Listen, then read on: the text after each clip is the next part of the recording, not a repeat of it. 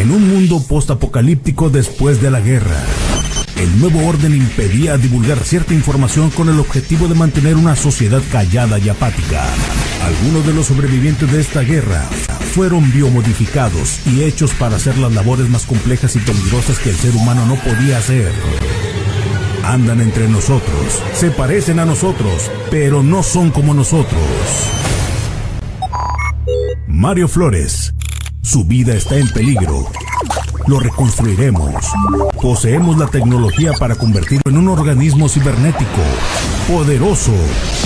Informará de los secretos que el nuevo orden impide revelar. Bienvenido a Replicante.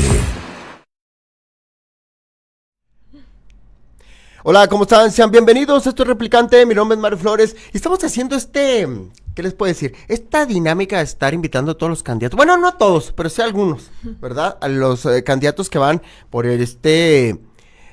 proceso judicial. Isabel Sánchez, ¿cómo estás? ¿Qué tal? Muy bien. Pues bienvenida. Gracias, muchas gracias por la invitación. Vamos, antes que nada, ahorita vamos a platicar obviamente de ti, pero es el tema, por así decirlo, sobre tu candidatura, obviamente, y cómo trabajar en la prevención del abuso sexual, ¿verdad? Así es. Y bueno, preguntarte, ¿cómo se dio? ¿Cómo se dio en este caso? Pues, ¿por qué de repente te nació?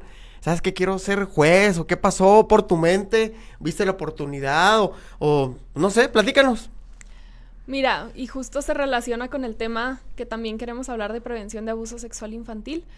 Yo desde hace 9 años soy activista en estos temas de la prevención del abuso desde la sociedad civil organizada. Y bueno, ha sido algo muy triste de este proceso, de este trabajo de 9 años, que yo siendo abogada siempre he tenido que en el momento de acompañar tanto a víctimas, niños como a las mamás, tener que recomendarles que antes de someterse al proceso judicial que tiene que hacerse, primero, trabajen el tema psicológico, que estén bien emocionalmente, que fortalezcamos mucho esa parte. ¿Por qué? Porque entrar a un proceso judicial es una tortura para todos los miembros de la familia.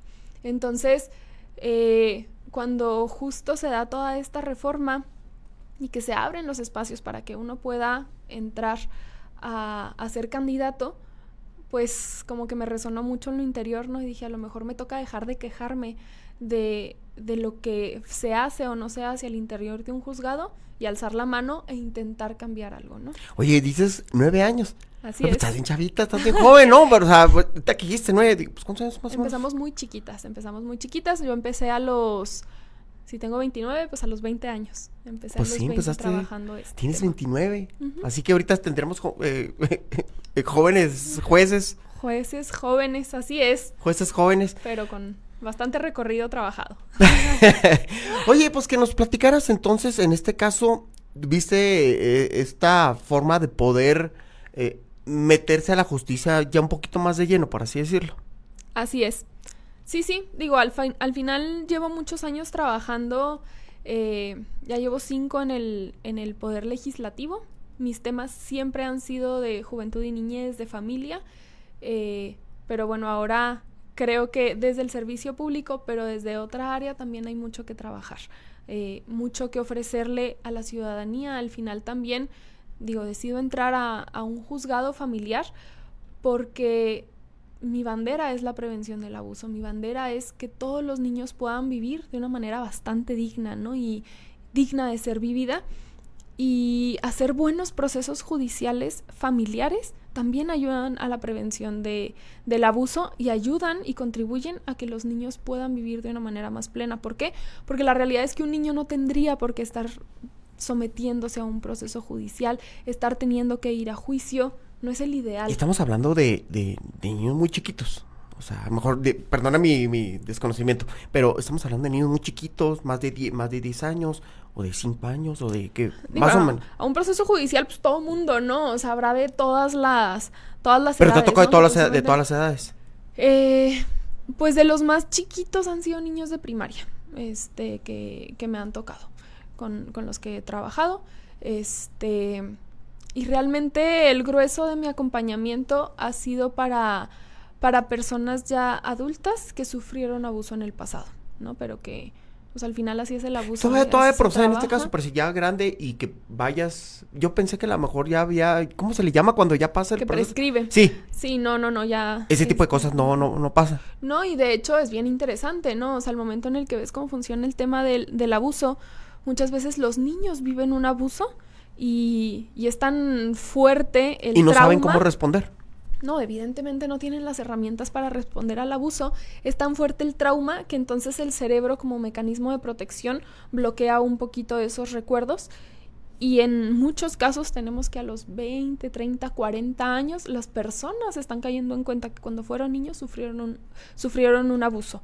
Entonces ha sido de las grandes reformas que han habido, ¿no? El quitar el tema de la prescripción porque bueno, a lo mejor de niño no tenían las herramientas para hablar, no tenían el cómo hablar el abuso, etcétera. Entonces, pues es que se habla después y el daño siguió, ¿no? Y el daño marcó vidas de...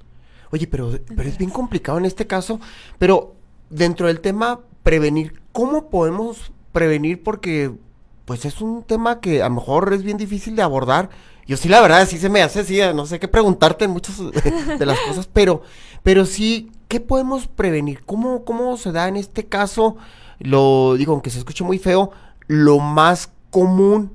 Ya es que dicen, no dejen solo a un niño en la casa de tal, o sea, ¿qué podemos hacer en estos casos? O los padres de familia que ahorita que nos están viendo, ¿qué podemos hacer para prevenir? Yo sé que a lo mejor, ya ves que, no vaya a la casa de su amiguita porque tal o cual, y pues, o no las dejamos, o no dejamos, o sea, ¿qué podemos hacer, Isabel?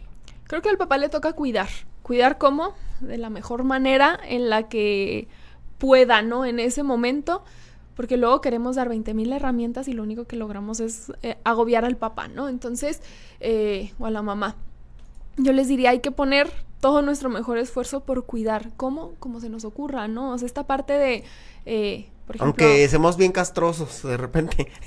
Híjole, la verdad es que es bien triste el que de víctimas yo he escuchado. Yo hubiera preferido que mis papás pecaran de excesivos al hecho de que les valió un poquito o prefirieron no ser tan preocupones y tener que cargar esta cruz toda la vida, ¿no? Ojo, ningún exceso es bueno y al final los extremos justo son los que provocan estos abusos, ¿no? Pero ciertamente hay muchas herramientas que hoy por hoy los papás pueden tener. Hay mucho abuso a través de redes sociales, existen todas estas como, o bueno, a través de la tecnología, ¿no? Y hay herramientas que le puedes dar a los papás para bloquear ciertas aplicaciones o lo que sea, ¿no? Es importante allegarse de esta ayuda. Sin embargo, la realidad es que para prevenir el abuso, a mí me encanta decirlo, ¿no? Es muy fácil, por decirlo de alguna manera, abusar de un niño. Y entonces así igual de fácil... Se escucha feo, pero es fácil. Es horrible, pero al mismo tiempo ahí está la misma prevención. O sea, así como de fácil es abusar de un niño, así de fácil y sencillo puede ser prevenir el abuso sexual. ¿Cómo? Brindándole al niño las herramientas para que se sepa amado y seguro. Y entonces no venga cualquiera a darle ese amor que luego no está recibiendo en casa, que no está recibiendo de los seres que lo deberían de estar amando.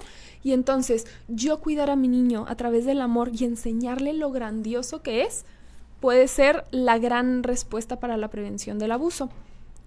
Y una última respuesta que yo te daría es, nosotros desde la asociación en la que trabajo, lo que hemos hecho es fortalecer mucho la seguridad y la autoestima de los niños, como a través de talleres de defensa personal, ¿no? Está el brindarles estas herramientas a los niños, aparte de las herramientas físicas que les das para saber cómo huir de las situaciones de peligro, en realidad lo que hacen es fortalecerles mucho su autoestima y su sentimiento de seguridad, y eso hace que tengan así como una protección, ¿no? de los agresores sexuales de menores para prevenir, ¿no? Entonces, pues son herramientas, ¿no? Que luego podemos irles dando a los chiquitos para que a pesar del entorno ellos tengan las herramientas para cuidarse. Acabas de dar ahorita un punto clave, en este caso, de que a lo mejor la carencia, a lo mejor que estés al cuidado de los niños, como dices, el amor, detalles y todo, entonces lo empiezan a querer tener en otras personas y esas personas son las que en este caso abusan de ese interés que tiene el niño. Eso es a lo que te referías ahorita, ¿verdad? Sí, al final somos personas y como personas tenemos esta necesidad de sabernos amados, sentirnos queridos y de niño con mayor razón, ¿no? Un niño quiere sentir ese cariño. Y si no es papá y mamá el que les da ese cariño y ese cariño de manera correcta, o no papá o mamá, ¿no? Sino sus personas más allegadas, los abuelitos, la familia, los maestros, que luego también son una pieza súper clave en la prevención del abuso. Si no tienen esta red de apoyo que los fortalezca, entonces van a terminar pepenando amor, por decirlo de alguna manera muy burda. Y hay agresores sexuales que saben leer a estos niños. Son los que llegan acá, ven para acá, ven mi amor, siéntate aquí, y es cuando, sí, es esto a lo que te refieres, ¿no? Sí, saben leer cuando un niño no ha sentido el apapacho, y entonces ellos llegan a ofrecerles ese apapacho. La bronca es que llegan a ofrecérselos no porque quieran al niño, sino porque quieren estar satisfaciendo, pues, sus problemas, psicológicos, emocionales y pues, todo lo que traen, ¿no? De trastornos. Oye, en este caso, ahorita hablabas que ya con el pasar del tiempo se dan cuenta, bueno, ya cuando son adultos, de que tuvieron este abuso. Uh-huh. O sea, todavía en este caso llegan contigo, ¿sabes qué pasó esta situación? O cómo se detona, no sé, digo, no quiero que digas algún caso en especial, pero sí cómo se les diga ese detonante que de repente les da por querer hacer esta denuncia. ¿Por qué pasar tanto tiempo? ¿O vieron la oportunidad? ¿O qué pasa, o sea, en la mente de esas personas? Como ahorita comentaba, cuando un niño sufre un abuso, no tenía que haberlo sufrido. Y no tiene las herramientas necesarias, en la mayoría de los casos, para poder afrontar el abuso. Muchas de las veces los niños lo que hacen es ir a hablarle a alguien de confianza. Y lamentablemente como sociedad no tenemos la sensibilidad para saber afrontar estos problemas. No, pues es uno entonces loco, hacemos ¿no? Comentarios imprudentes, la regamos y el niño siente miedo y lo que hace es como encapsularse, ¿no? Y no volver a hablar del tema. Esto también es parte de una cuestión psicológica. Me imagino que también cuando hay burla, ¿no? De que, ay, no, mijo, no, o sea, sí, me imagino, ¿no? Claro. Entonces el niño se bloquea y pasa ya. mucho y entonces, ¿sabes qué? Mejor me quedo callado y el cerebro, para protegernos y que luego la gente no se vuelva loca, entonces, pum, o sea, se como que lo encapsula un poquito, por decirlo de alguna manera. Cuando las personas crecen y entonces tienen mayores herramientas para poder afrontar el problema, suele haber detonantes, ¿no? Estoy en un cuarto y pasó una situación y pum, me acuerdo. A través de un sueño, a través de algo que vi, recuerdan esto, pero yo diría, es el mismo cerebro tan bonito y tan perfectamente bien hecho que dice, ahorita tienes las herramientas. Obviamente empieza un calvario para las víctimas, ¿no? Cuando se dan cuenta de esto, pero al mismo tiempo, insisto. O sea, después de que ya pasó todo el proceso, bueno, o que pasó en esta situación, que pasan los años, todavía el tener que estar recordando, me imagino, ¿no? No, ¿Sabes a lo que te refieres? Se sufre mucho, porque imagínate tú que el día de mañana dices, caray, a partir de algo que viste, dices, ¿será que yo sufrí abuso? Y empieza todo este camino en el que tienes que ir reestructurando tu historia y el darte cuenta, o sea, porque es real, o sea, hasta los 40 años se dan cuenta del abuso, ¿no? Por decirlo de alguna manera. Y entonces empieza esta parte y ahí es muchas veces cuando me buscan, ¿no? Isabel, estoy pasando esto y o sea, como que tengo que aceptar que sufrí un abuso. ¿Por qué? Por esto. Y a partir de ahí, pues entra el trabajo de acompañamiento que yo he llevado con algunas víctimas de abuso. Oye, en este caso, pues hasta de psicóloga la terminas haciendo, ¿no? Básicamente. Pues no, es muy diferente. Digo, me refiero de que pues se tienen que tratar, o sea, te tienen que dar todo el tema, ¿no? ¿Sabes qué pasó? Esto, pues básicamente no, pues digo, yo no te quiero preguntar más ese detalle porque es muy personal y obviamente de las personas, pero sí, imagino que llegan, oye, ¿qué puedo hacer? Y todo, pero imagino que ya tú las vinculas a otra persona, ¿no? Sí, totalmente. A mí me gusta mucho la figura del acompañamiento y eso es lo que a mí me gusta hacer. ¿Quién es el acompañante? El que va recorriendo contigo el camino, ¿no? El camino de hacer una denuncia, de ir con el psicólogo, de trabajar, pero vamos un poquito de la mano. La figura del psicólogo es una figura en la que hay una simetría, ¿no? El psicólogo está para ayudar a la víctima desde un punto jerárquico superior, ¿no?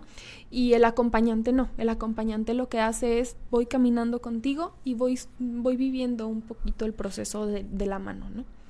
Oye, pero qué complicado, me imagino. O sea, ahorita que mencionabas y volviendo un poquito, retrocediendo al tema de en este caso, blindar, porque yo lo llamaría así, ¿no? De que los niños, como dices tú, a lo mejor no llegar, bueno, lo dije yo, no lo dijiste tú, no ser tan castroso, pero más vale prevenir que lamentar. ¿Es mejor así?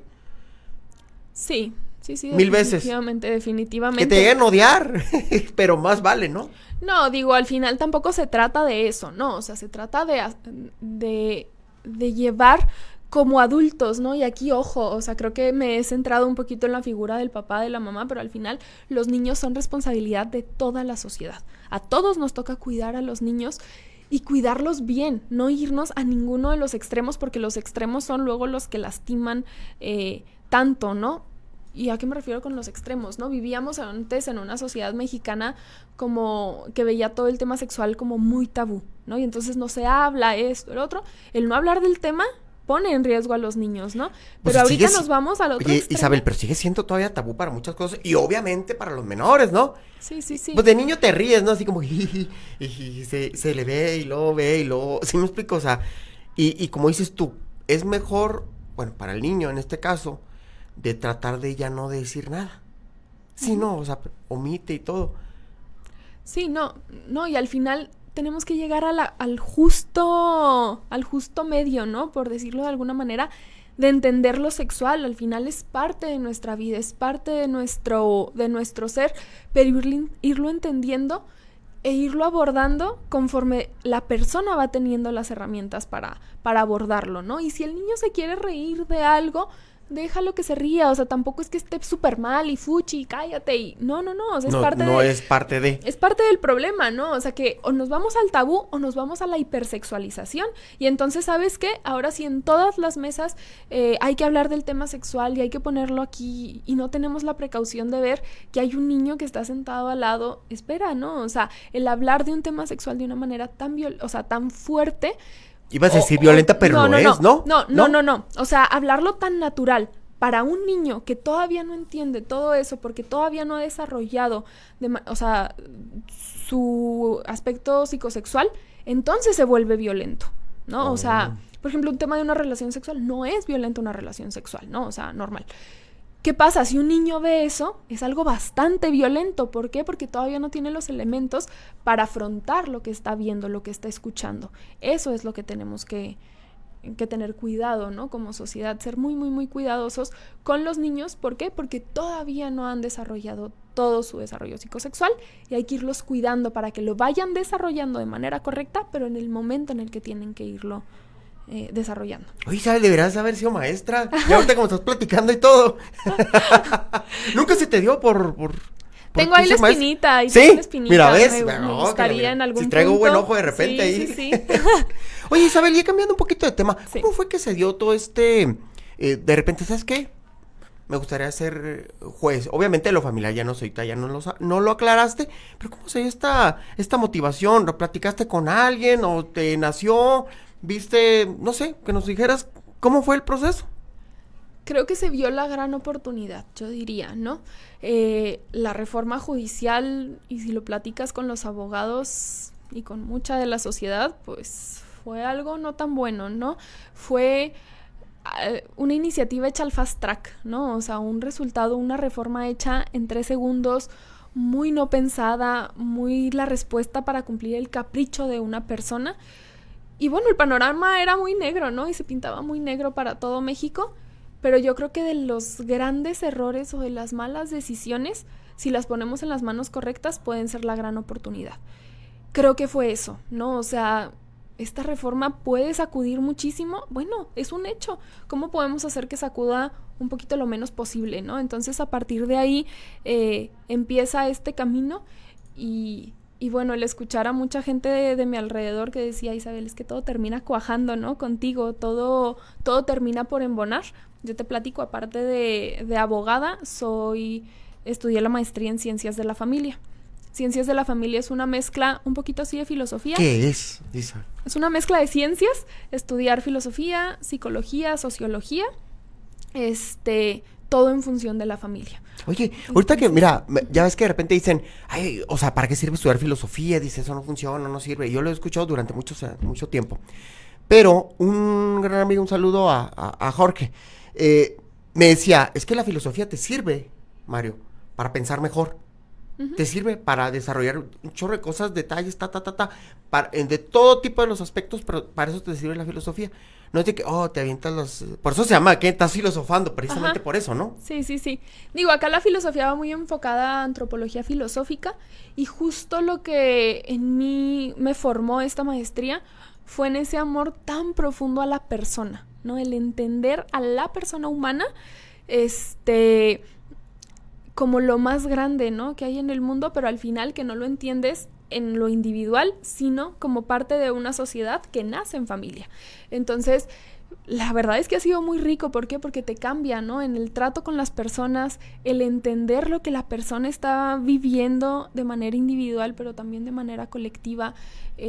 Todo eso al final forma mucho. Y creo que es como de las grandes cartas que yo puedo presentar en este proceso judicial, ¿no? Abogados, todos somos abogados, todos en el proceso, ¿no? Sin embargo, pues bueno, mi maestría pareciera a lo mejor que me alejaba un poquito del rumbo, ¿no? O sea, porque no Sí, no, es lo que te iba a decir. Por lo regular, pues la abogacía es trancazos y golpeteo y hay negociaciones y cosas así, pero ya cuando te metes en este enroque, como tú lo estás mencionando, de lo familiar, pues da un poquito como de, ¿cómo te podría decir?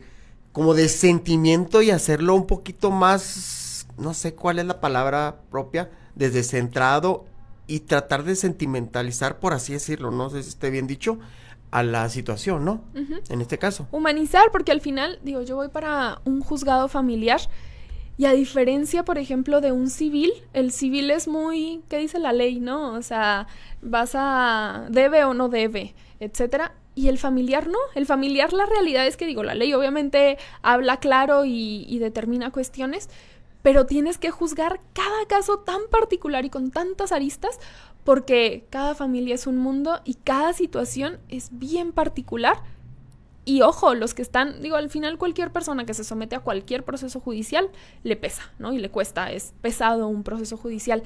Pero el familiar particularmente es más pesado, ¿por qué? Porque están llevando ante un juez lo que más les duele. Sí, no, unas cosas personales, porque, ¿no? bueno, O sea, puedes ir acá por una situación penal, una situación laboral, pero acá, pues, obviamente, como lo acabas ahorita de decir y reflexionar, pues, estás sacando lo tuyo, que a lo mejor no te gustaría sacarlo, ¿no? Pero, pues, así es la situación. Sí, sí, y es exponer tus situaciones más íntimas, más privadas. Al final, y a propósito del Día de las Madres y felicitando a todas las mamás.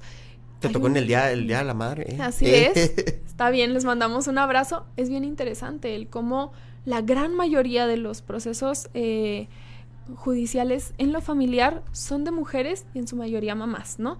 Ninguna mamá está queriendo ir ahí porque quiere, o sea, hoy no tengo nada que hacer, voy a meter una demanda. Claro que no, o sea, al final, y cualquier persona, ¿no? Papás, mamás. Es que así lo todos perciben, lo que acabas de decirlo, así lo perciben. Se le hace muy fácil, va a meter a demandar. Pero es algo que, o sea, a nadie le gusta. No, y cuesta, o sea, ¿quién está aburrido y dice, no, pues ahora le vamos a meter demanda? Ya tendría que estar muy loco, muy loca, ¿no? Exactamente. Loco y loca. Y no, y digo, habemos, ¿no? O sea, todo habrá en este mundo, pero al final creo que es entender y el tener esa sensibilidad al momento de juzgar para entender que la persona que está ahí sentada está porque tiene que estar ahí, no porque quiere estar, no porque quiere llevar a sus niños a hacerlos sufrir en el juzgado, no porque quiere, no. Qué difícil tema, ¿no? O sea, la verdad es un tema, yo la verdad ahorita que estábamos, ay, güey, dije, a ver cómo, porque son temas acá muy, quieras o no, son temas acá muy profundos y obviamente difíciles de abordar, pero en este caso, ya porque te vi ya en los videos acá, es que nos conocemos, nos hemos tratado y obviamente siempre te veo muy propia todo. Y ahora que te veo en los videos, ¿cómo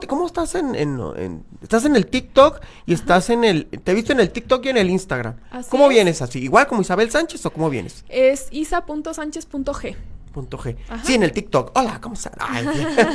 ¿Cómo se dio para cómo te ha ido en la campaña en este caso? Pues lo digital, pues obviamente, para que te vean en los videos, pero en este caso, ¿cómo te ha ido? ¿Qué ha pasado en todo este mes?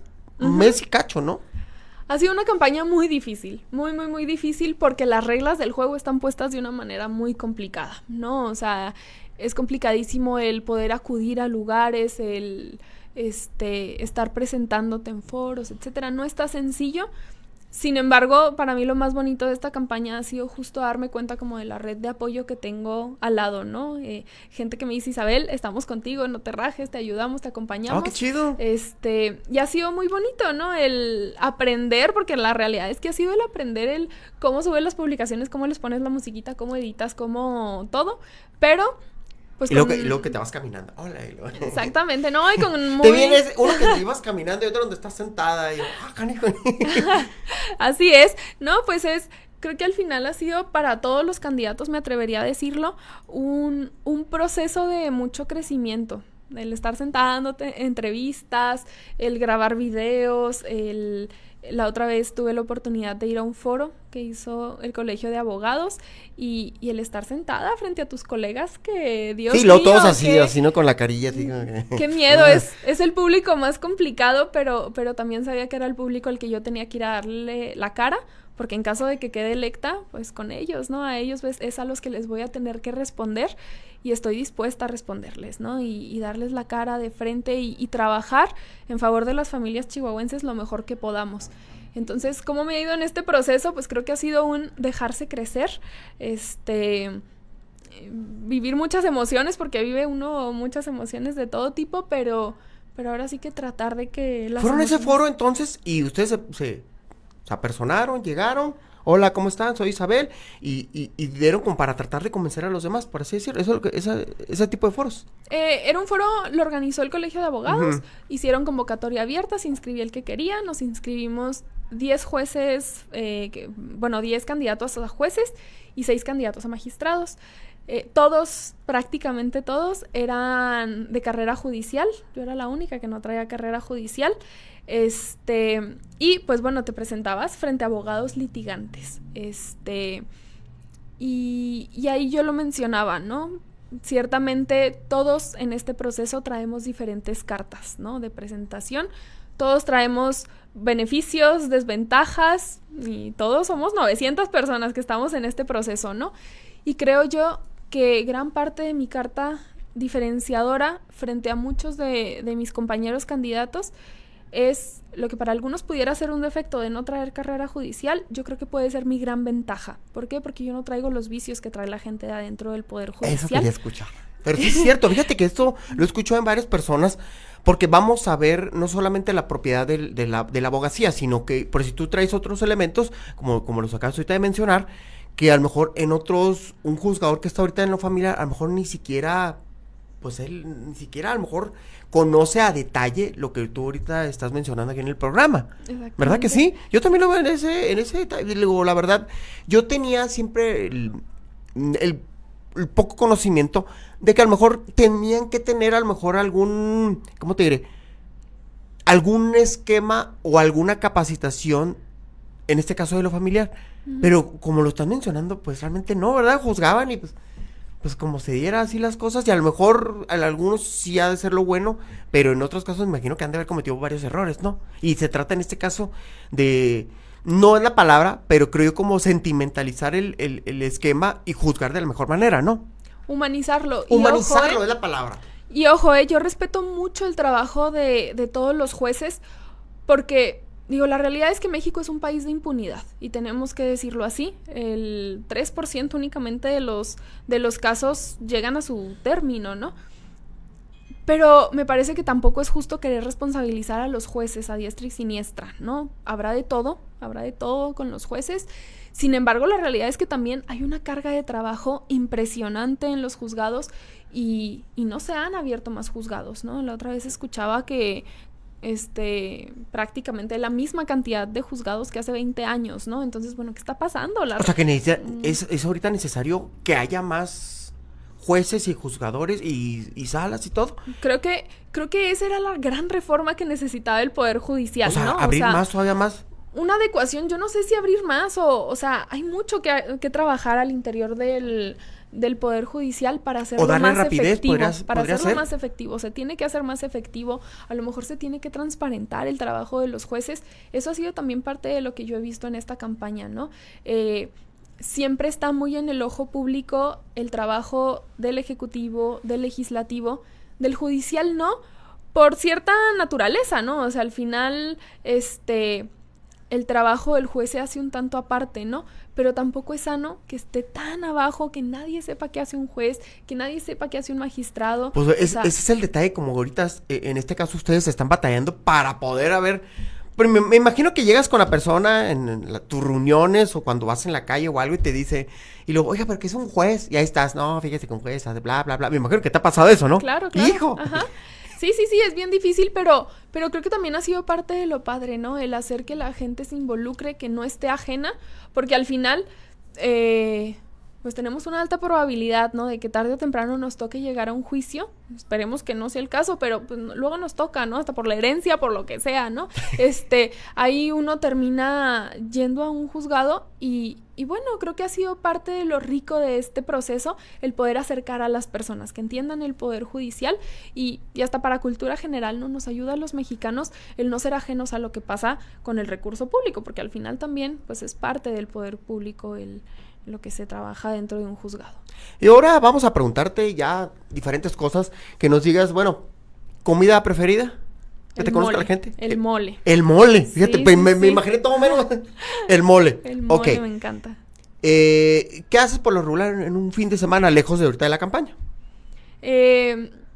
Normalmente así el cafecito con las amigas me encanta, pero también hacer composta me fascina. O sea, es mi terapia el poder tener toda una mañana de domingo haciendo composta. Es para mí el domingo perfecto. ¿Qué es? La composta ¿Sí? es descomponer los residuos orgánicos, mezclar nitrógeno con carbono y producir tierra, ¿no? Ah, la O sea, composta. Ok.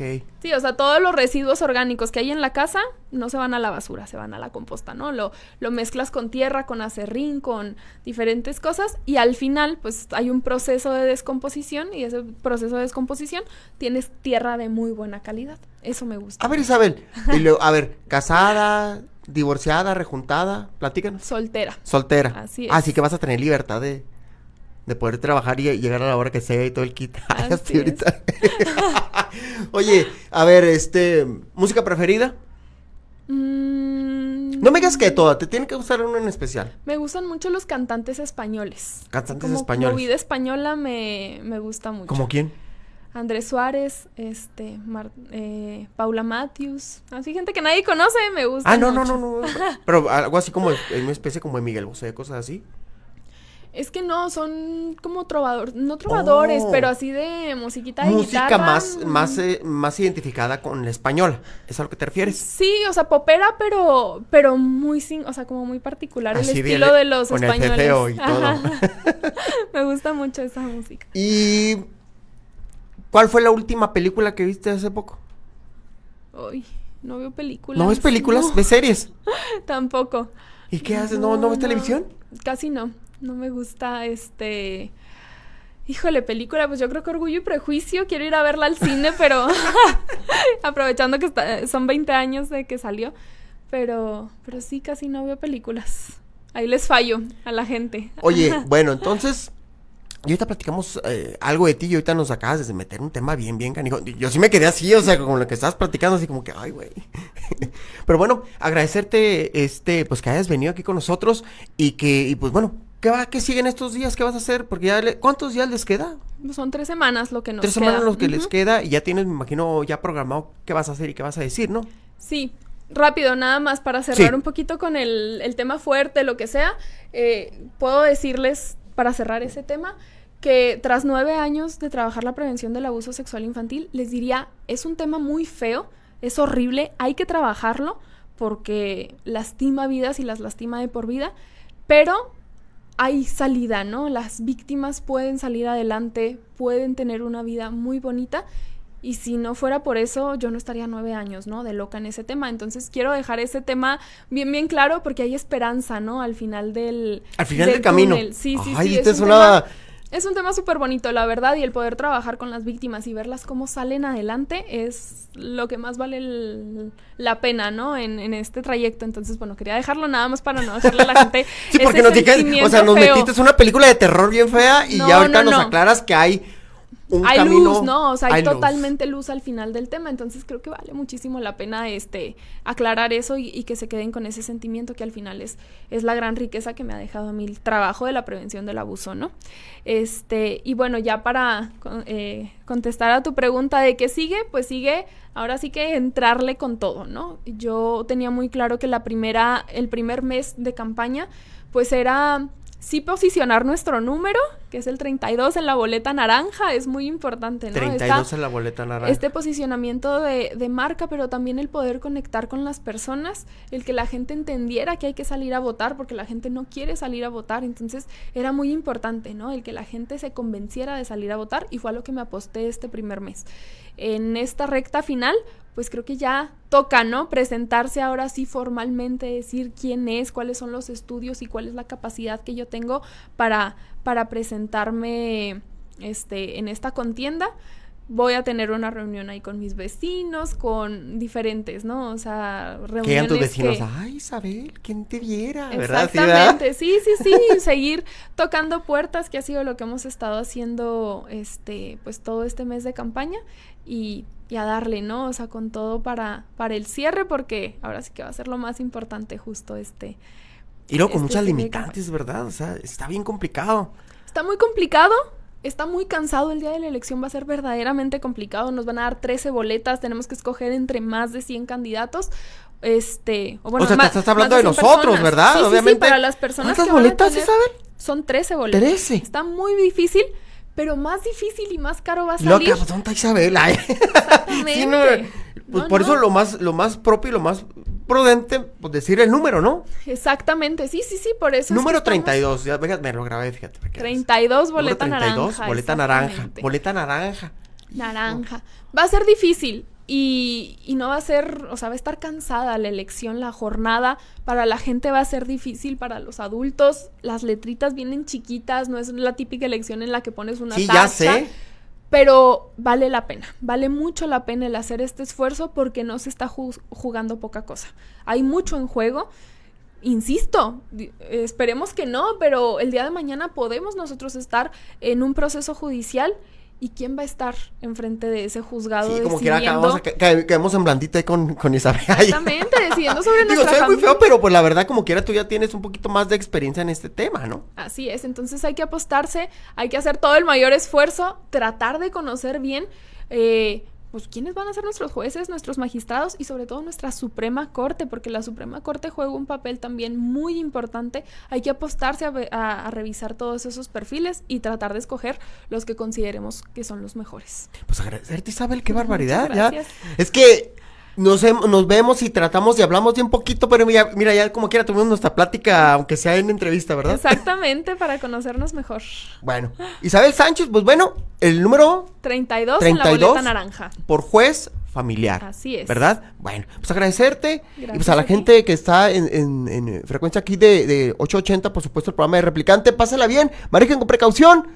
Esto es Replicante, repito, mi nombre es Mario Flores. Adiós.